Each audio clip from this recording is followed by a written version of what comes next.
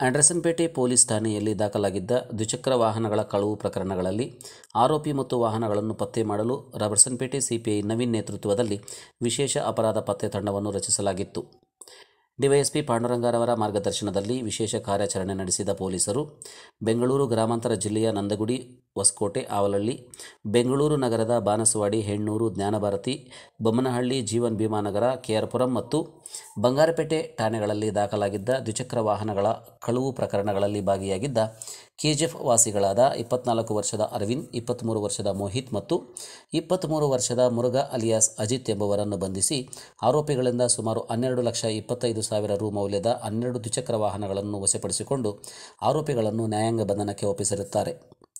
ಈ ಕಾರ್ಯಾಚರಣೆಯಲ್ಲಿ ರಬರ್ಸನ್ಪೇಟೆ CPI Naveen, PSI Thyagaraj, Andersonpet ಪಿಎಸ್ಐಗಳಾದ Manjunath, Chandrashekhar, ಸಿಬ್ಬಂದಿ ಮಂಜಪ್ಪ, ರಾಮಕೃಷ್ಣಪ್ಪ, ರಾಜೇಶ್,